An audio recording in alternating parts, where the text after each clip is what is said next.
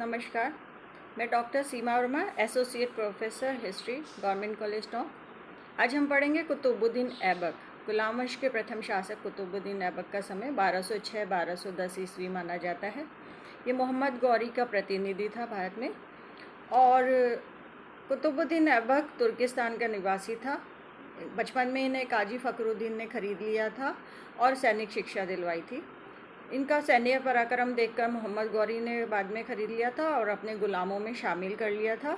और बाद में मोहम्मद गौरी ने अपनी पुत्री का विवाह इनसे कर दिया था। कुतुबुद्दीन ऐबक के द्वारा दिल्ली में दिल्ली सल्तनत की स्थापना होती है और साथ ही गुलाम वंश का प्रारंभ भी होता है। गौरी के सेनापति के रूप में ऐबक ने बहुत सी सफलताएं प्राप्त की थी। 1194 से 1206 तक तो वो सिर्फ मोहम्मद गौरी के प्रतिनिधि के रूप में ही शासन करता रहा था और उसने उसी समय अजमेर और दिल्ली, रणथंबोर, मेरठ, फांसी में तुर्कों का अधिकार था जिसे जाटों ने घेर रखा था और वहाँ से उसने तुर्कों का शासन फिर से स्थापित किया था। इसके अलावा 1197 ईस्वी में गुजरात के शासक भीमदेव को परास्त करके वहाँ की राजधानी अनिलवाड़ा को अच्छी तरह लूटा था और उस संपदा के द्वारा उसने अपनी सेना का विस्तार किया था। उसने बदायूं और कालिंजर पर फिर से अधिकार किया था और महोबा और खजुराहो में लूटपाट रक्तपात किया था। ऐबक क्योंकि कट्टर मुसलमान था तो उसने कई हिंदू मंदिरों को भी तहस नहस कर दिया था और साथ ही इस्लाम का प्रचार प्रसार भी किया था।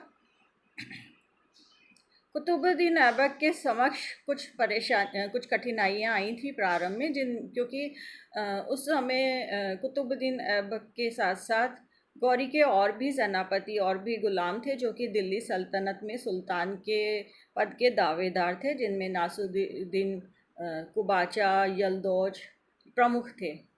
बाद में कुतुबुद्दीन ऐबक ने यलदौज को बुरी तरह परास्त किया था और गजनी पर आधिपत्य कर लिया था और 40 दिनों के बाद यलदौज ने फिर से गजनी पर अधिकार करके अपने आप को वहीं तक सीमित कर लिया था। दोबारा भारत की तरफ आक्रमण नहीं किया था।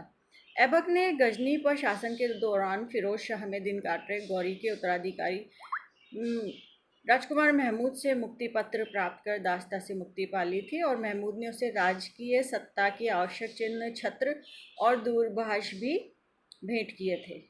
ऐबक ने बाद में अपने विश्वास पात्र इल्तुतमिश के साथ अपनी पुत्री का विवाह करके उसे अपना दामाद बना लिया था और इस तरह से इल्तुतमिश को भी अपना विद्रोह करने से बचा लिया था, रोक लिया था। 1206 ईस्वी में अली मर्दान ने बंगाल में बख्तियार खिलजी का वध करके सत्ता हथिया ली थी और खिलजी सरदारों ने उसे बंदी बना लिया था। अली मर्दान किसी तरह भागकर दिल्ली आया और उसने कुतुबुद्दीन ऐबक से मदद मांगी। कुतुबुद्दीन ऐबक ने उसे फिर से बंगाल का शासक बना लिया था और बदले में अली मर्दान ने दिल्ली को वार्षिक कर देना स्वीकार कर लिया था और इस तरह से दिल्ली के पास बंगाल के शासक बिहार की भी सत्ता आ गई थी। इस समय हिंदू सरदारों की शक्ति बहुत बढ़ रही थी। चंदेलों ने कालिंजर से, परिहारों ने ग्वालियर से, गढ़वालों ने बदायूं से और फर्रुखाबाद से तुर्कों को खदेड़ दिया था और कई राज्यों ने वार्षिक कर भी देना बंद कर दिया था। ऐसी स्थिति में ऐबक ने धैर्यपूर्वक काम लेते हुए बदायूं पर फिर से विजय प्राप्त की और इल्तुतमिश को वहाँ का सूबेदार बना दिया था। और 1210 ईस्वी में लाहौर में चौगान खेलते हुए कुतुबुद्दीन ऐबक की मृत्यु हो गई थी। कुतुबुद्दीन ऐबक ने 1210 में 6 में स्वतंत्र शासक के रूप में गद्दी संभाल ली थी। उनका राज्याभिषेक 24 जून 1206 को हुआ था। तब वो दिल्ली और लाहौर का शासक बन गया था। यद्यपि कुतुबुद्दीन ऐबक के कठिन शासक बनने के बाद बहुत सी कठिनाइयाँ आई थी, जैसे ख्वारिज़्म के शाह ने एक विशालकाय साम्राज्य स्थापित कर लिया था और उसकी सीमा दक्षिणी पूर्वी भारतीय प्रदेशों को छूती थी, जो कि ऐबक के लिए खतरा थी। इसके अलावा खोखरों से भी ऐबक को बहुत खतरा था, जिन्होंने मोहम्मद गौरी की हत्या की थी। ताजुद्दीन, यलदौज, नासुरुद्दीन कुबाचा, बहाउद्दीन तुगरिल आदि भी गौरी के गुलाम थे और दिल्ली के उत्तराधिकारी बनना चाहते थे। इसके अलावा हिंदुओं की बढ़ती शक्ति व ऐबक के लिए कठिनाई उत्पन्न कर रही थी। इस्लामी कानून के अनुसार एक दास शासक नहीं बन सकता था और इसके लिए ऐबक ने अपने आप को दास्ता से मुक्त कराने के लिए दास्ता प्रमाण पत्र प्राप्त किया था। लाहौर को गजनी साम्राज्य का अंग समझा जाता था, अतः ऐबक लाहौर को गजनी के प्रभुत्व से मुक्त कराना चाहता था।